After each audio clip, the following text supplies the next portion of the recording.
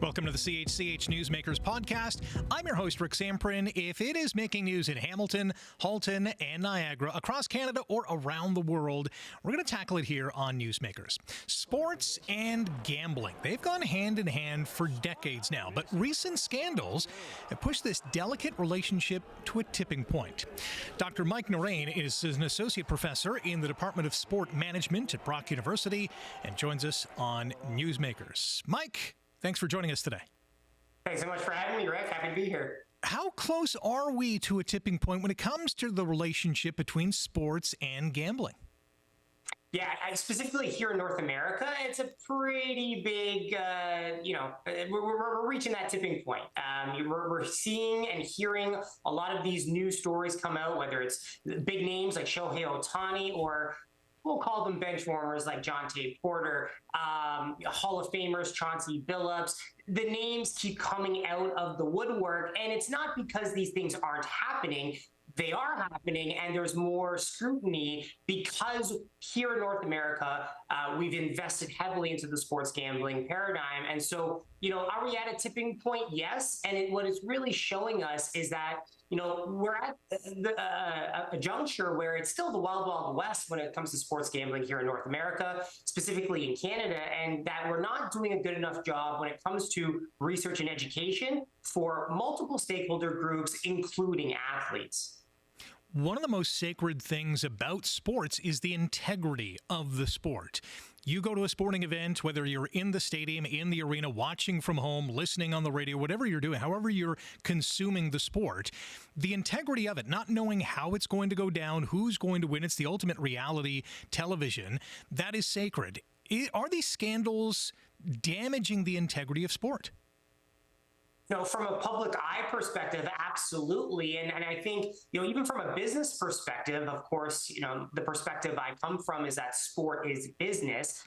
And we're seeing a lot of private equity being poured into sport because sport is a unique asset class for the reasons you just mentioned, Rick, that you don't know the outcome, and that irrationality of fandom, the fan psychology, really, is the accelerant that allows the sport industry to continue to grow and not achieve stagnation. But when that comes into question, when that, intangible feeling, that irrationality, that, fandom level starts to decrease because you feel like things are scripted or because athletes are throwing the game or coaches or referees or any element that could potentially water down and dilute the product and that sentiment that I've referred to, that's problematic. So, is this a, 99.9% of the system is broken? No, but there are gaps here that are clearly visible.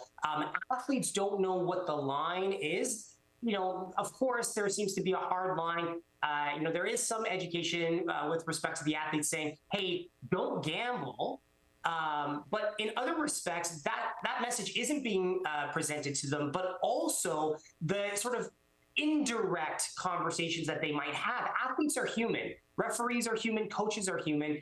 And they have downtime periods, whether it's on the plane, on the train, on the buses, planes, trains, and automobiles style. And so, there's going to be the offhanded conversations. And that's where some of these things are manifesting and circling and coming to a head. And so when you've got these backroom poker conversations, you've got these backroom, hanging out, drinking, smoking, and then, someone happens to mention, hey, the next game I'm not feeling it. Maybe I'm just going to throw it. Ha ha.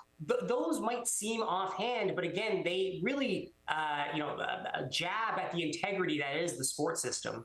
I read a stat the other day that in 2018, legal gambling in the U.S., and at that time, not every state, and still not every state allows gambling, but in 2018, Americans gambled away or spent or invested $5 billion. Last year, that mushroom clouded to $150 billion. This is big business.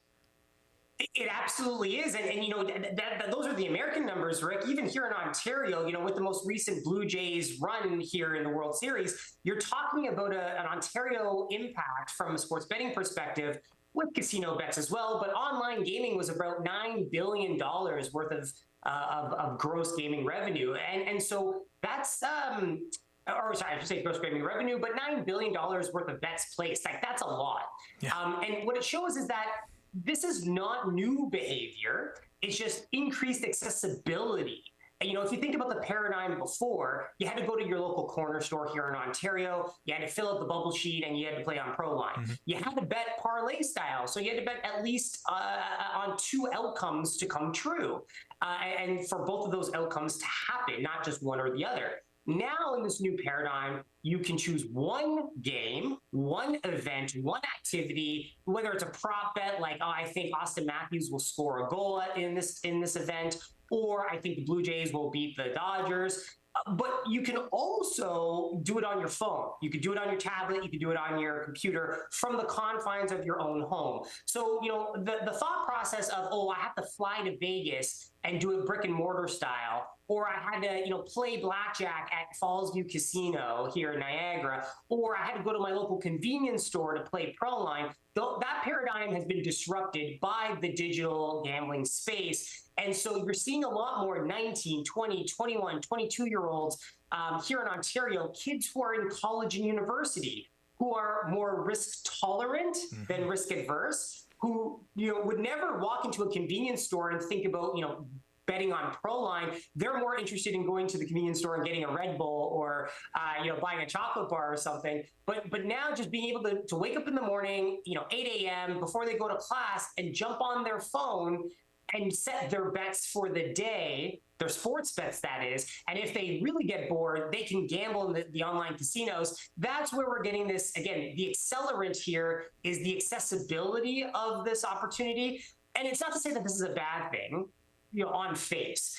Because again, sports gambling and gambling in our society has been going on for hundreds and hundreds of years. Mm-hmm. It's out of the shadows, though, and out in the open. What we need to be doing here is practicing and preaching responsible gambling. And that comes with the investment, not just taking 20% taxes here in Ontario on the gaming revenue, but investing back into the system with 1 to 2% back into addiction and mental health, because there's been increased calls there, Rick, as well as, we've got a robust research environment here. We've got researchers at Brock, at U Windsor, at U Ottawa, at Toronto Metropolitan. What are we doing to activate those researchers and find out the nitty-gritty granular details so that we can make sure this is a sustainable marketplace? That's how you do good business. You can't just say you're open for business if you're just going to allow the wild, wild west to take over. You have to make sure it's responsible and sustainable. Here's another interesting wrinkle in this whole discussion is that sports leagues have partnerships with legal gaming websites or applications or whatnot. Is this a sticky wicket? It is, but you can't really fault the farmer for wanting to take more seeds to grow some crop. And ultimately here, this is the balancing act for the leagues and the teams and even individual athletes, is how do they balance revenue generation and making money, income, against the ethics and morals of sport integrity.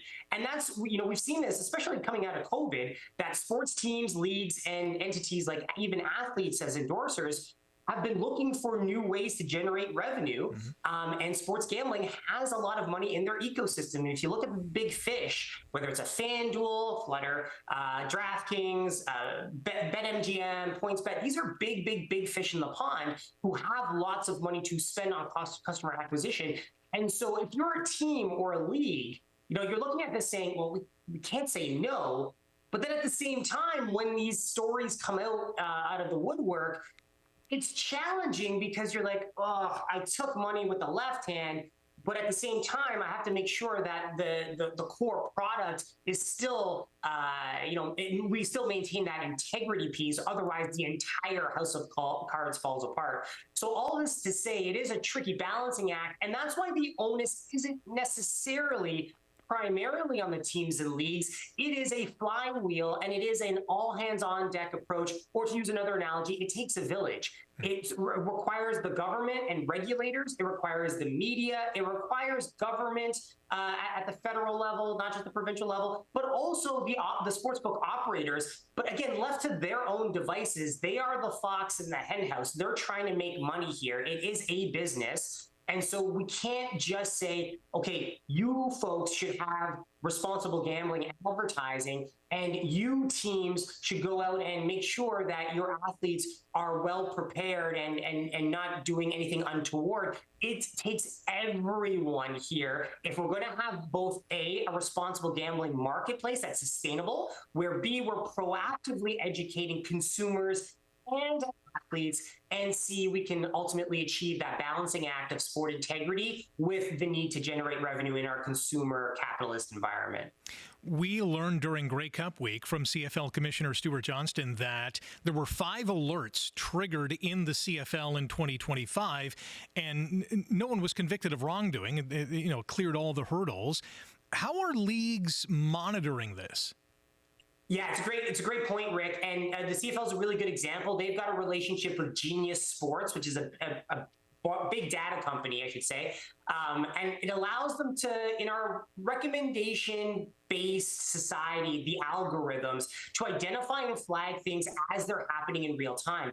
Traditionally, things would happen, and then we would do a postmortem and look at things over the past quarter or past month, maybe past week. But now with the big data and technology partners that leagues like the CFL have, they're able to dig in, not just on a weekly basis, but on a daily basis, if not on an hourly basis, and even if they wanted to more granular than that. And so there is an ability here, and it does exist, not just for the teams and leagues, but specifically for the regulators. The government of Ontario, particularly, I'll pick on them since we're here in Ontario, have an ability to flag and red flag anomalies in the system.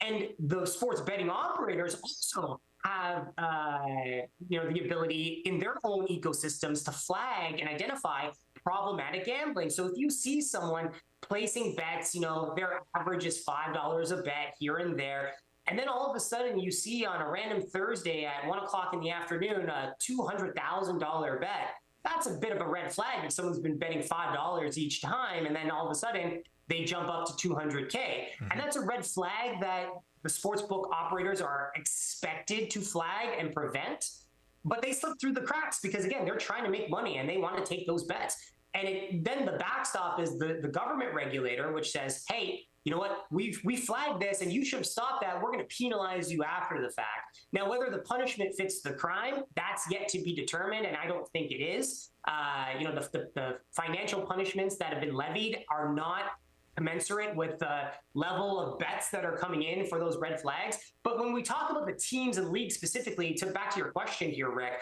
for the CFL, they're able to work with their data partners like Genius Sports and say, hey, look, are we seeing any red flags here? Do we see anything? Oh, it's Grey Cup week. Do we see a lot of money being put down on Montreal for some particular reason? Now, that obviously wasn't the case. The Rough Riders did win. But, in the case of, say something hypothetical, maybe the Alouettes, there was a lot of money being put down on the Alouettes. Maybe there was something untoward happening that on the Rough Riders side, that someone said something to someone,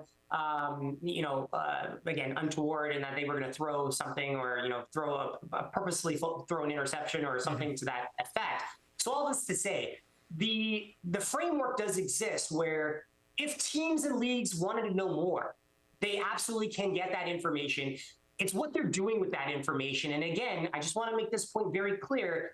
The level of education that the leagues and the teams and even the players' associations are giving back to their players, coaches, officials, it's not enough. And it's not happening to the level and scale that it needs to in order to protect the sanctity of the core sport product. Some of it is happening, but the experts like myself are not being brought in on a regular routine basis across the player associations, the leagues, and individual team levels to really give that sense of comfort and third-party arm's length information and expertise that needs to happen. And if we're going to maintain the integrity of our sports system, that absolutely needs to be happening on a accelerated routine basis.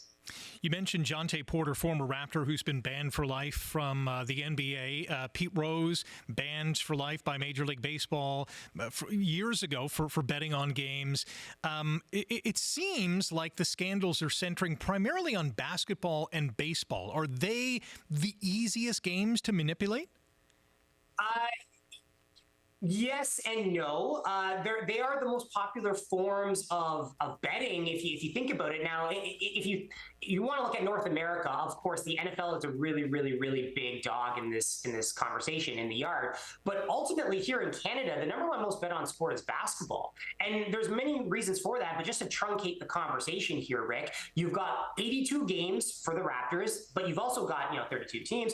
But then you've got different opportunities within the game. You've got who's going to score the first basket? How many points will there be scored in the first 10 minutes? You've got points, rebounds, assists, blocks, steals. There's multiple variables, which means there's multiple markets and outcomes that can be achieved and therefore bet on. So the more data points that there are, the more opportunity there is to place bets. And again, there is more opportunity to theoretically manipulate, to your point, because while in the NFL, every play is an individual market, fair enough. Same thing is the case in baseball. And so when you're talking about the outcome of every pitch, you're talking about over 200 markets that could be bet on in a game. So yes, I could bet on the Jays to beat the Dodgers, but I could also bet on what the outcome of the next pitch will be. And, we've already heard many scandals come out over the last 10, 15 years. The Houston Astros with George Springer and Jose Altuve, banging trash cans to tip off what the next pitch will be. Well, if someone can bet on what that next pitch will be, that trash can banging isn't just good info for the batter. It's good info that could be theoretically relayed to a sports bettor. And when we're seeing the types of stories that are coming out, the connections between Jonte Porter, Chauncey Billups, some other names that that are escaping me right now, but the connections to mafia and black market gaming, that's also problematic here, because then we're also dovetailing not just sports integrity with gambling, but we're also bringing in, violence and organized crime. Mm-hmm. And that's also a big part of sports gambling and gambling in general, is where is the money flowing through? Part of the reason here in Ontario specifically, we legalized and regulated, we'll call it the distribution of third-party sports betting through the FanDuels and DraftKings and PointsBets of the world, is so that we could keep money here onshore. We could get tax revenue, 20% of that gross gaming revenue, but also so that we took money out of the black market, so organized crime wasn't funding their activities, through this system. And so if we continue down this path, baseball and basketball, to your point, it's not that they were more manipulable theoretically. It's just there's more of those markets to bet on. Football is fun, and football, you can bet on interceptions and who's going to score a touchdown and all those sorts of things. But there's more basketball and there's more baseball markets to bet on. And that's why those are the two most popular sports, or two of the most popular sports in North America to bet on. And basketball, the number one most bet on sport here in Canada.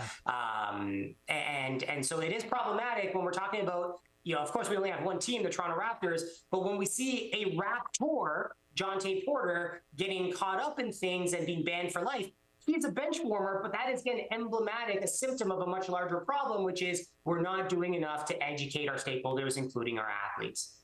What's amazing, too, and this is more for the uninitiated than anyone else, is you can bet before the game, you can bet during the game. Those lines are always changing, whether it's, is this player going to score this many points? You can bet over that number, under that number. That number is always changing throughout the game. And you mentioned Chauncey Billups as well. Here's a Hall of Famer. He's in the Pro Basketball Hall of Fame. Current head coach of the Portland Trail Blazers. The other name, Terry Rozier, who is a guard with the Miami Heat, embroiled, ensnared in this, mafia-laden, point-shaving, illegal poker gaming circle. It's like a scene out of a movie. And here's the other thing, too, is the human element in all this.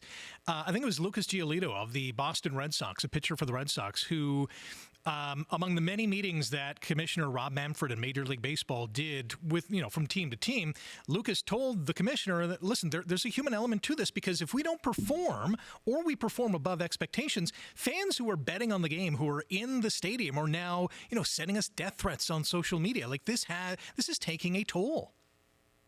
Absolutely, and it's even, just to pull the curtain back a little bit more, but even from a global, well, I won't say global, but a continental perspective, in the United States, it's even happening with the collegiate athletic level. And so you're talking about athletes, college level kids in Division I schools, playing basketball aged 18, 19, 20 years old, who are getting death threats, and people coming onto campus. And again, different environment than we have here in Canada and specifically Ontario, but still very, very scary stuff. And absolutely, we don't want that to be the situation. Part of this is the human element, as you mentioned, Rick.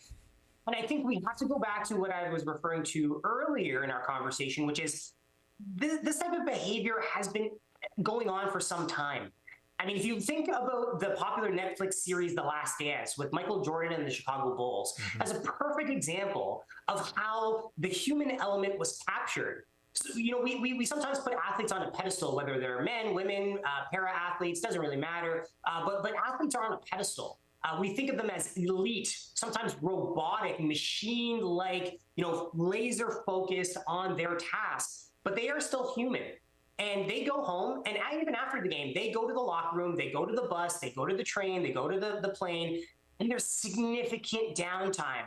And in that socialized environment, there's opportunities to get involved. There's a lot of card games that happen on planes and trains and buses. There's a lot of conversation that happens about personal lives and, just shooting the stuff out there. And so, when we think about the human element, of course, one of the negative adverse effects of this situation is having athletes, officials, coaches, referees, all these stakeholders who are in the public light being crucified for not achieving certain levels of performance or expectations because certain individuals in the private market, decided to put money irrationally on an outcome that didn't hit.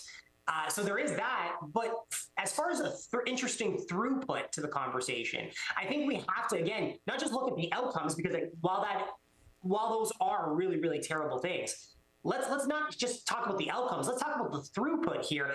Athletes have significant downtime. Officials are constantly on the road. Coaches are on the road. They have opportunities to do things. They're in hotel rooms. They're on the road.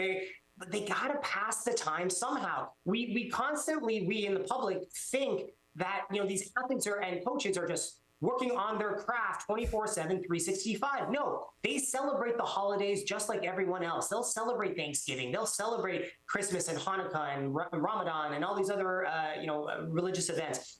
They have families. They go home. They celebrate birthdays.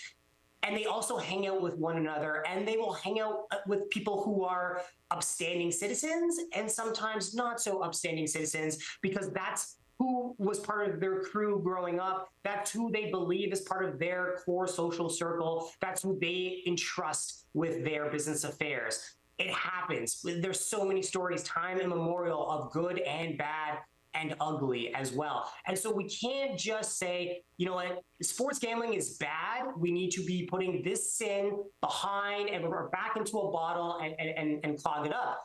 With many other sins in our society, tobacco, cannabis, alcohol, we regulate them. That is the appropriate thing to do.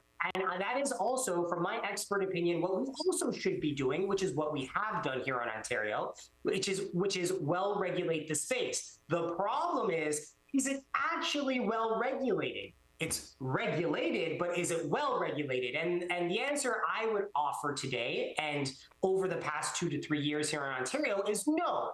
It hasn't been well regulated because the investment, the proactive investment by the government regulators when it comes to research and education for consumers, for athletes, for coaches, for officials, for media, that level of proactive legwork has not been taking place. And the end result, as you mentioned, Rick, are many stories that have come into the media, like Terry Rozier, Chauncey Billups, Jonte Porter, Shohei Ohtani's interpreter.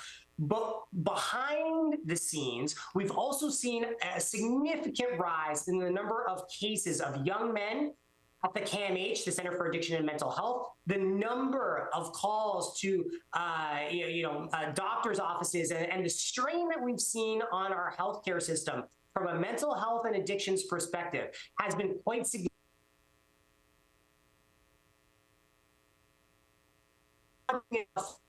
Preemptively to stop that strain on our healthcare mental care system. And again, given where we are today in 2025, there isn't a lot of money to go around for our healthcare system as it is. People know about the wait times. They know about the strains on the system. We need to be proactively preventing that strain or additional strain. And the way to do that is by increasing the tax rate on sports betting and online casino betting so that you can directly invest those funds into research and education for all stakeholders. It's a great point. We only got a couple minutes left, but I want your honest opinion on this. Seeing that, earlier you're intimating that we're at, or maybe even beyond that tipping point, we're going in the wrong direction. Do you see the potential that prop bets get canceled? Because this seems to be where, athletes are stepping on landmines. Yeah, it's a great point. I honestly, I don't see it happening. If anything, what we're seeing is a granular nuance of the prediction market, and that hasn't really taken off here in Canada yet, but it's taking off in spades in certain jurisdictions in the United States, particularly where sports betting is illegal still from a state jurisdiction level, but predictions are okay. What's the temperature of the weather going to be today? Is it going to be -5 or +5? What do you think the odds are on that?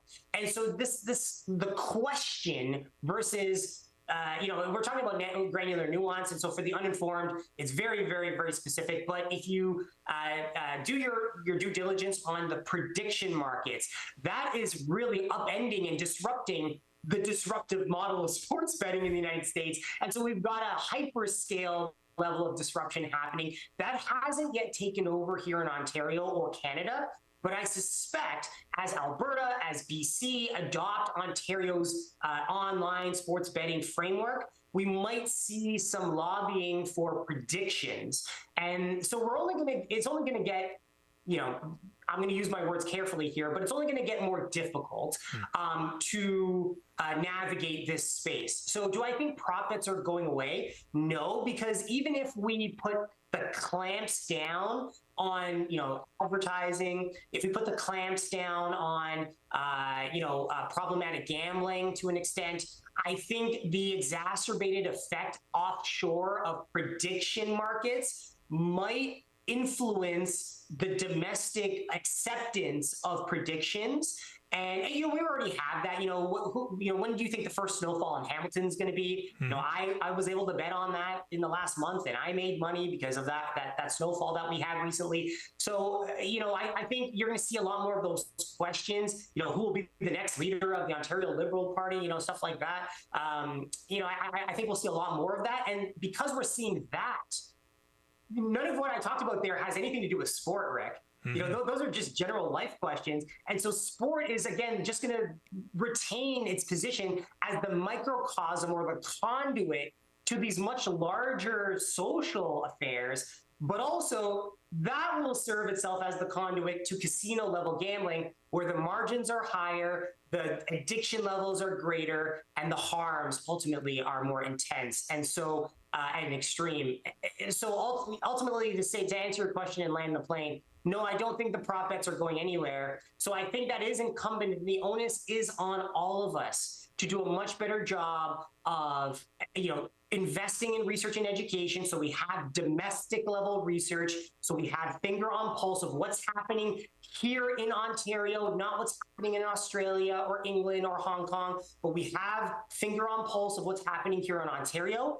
And we make sure that we're raising our hands and saying, hey, we're taking 20% taxes on gaming revenue here in Ontario. Where is that money going? Why aren't we investing in mental health? And so we understand that we're not going to put sports gambling and predictions back into a bottle. But at the same time, what are we doing about the increase in the opportunity for addictions to be greater? And we have greater addiction rates.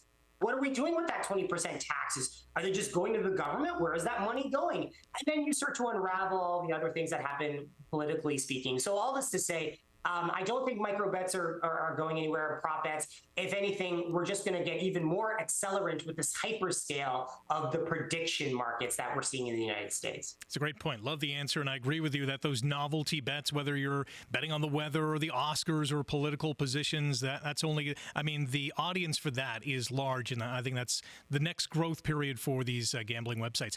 Dr. Naraine, thank you so much for your time today. And we'll certainly touch base with you down the road.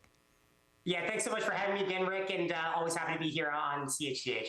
All right, that is a wrap for the Newsmakers podcast. A big thank you to the all-star cast behind the scenes. If you like today's episode, click the thumbs up, hit subscribe, leave a comment as well. Catch the Newsmakers podcast on chch.com/podcasts and wherever you get your favorite podcasts.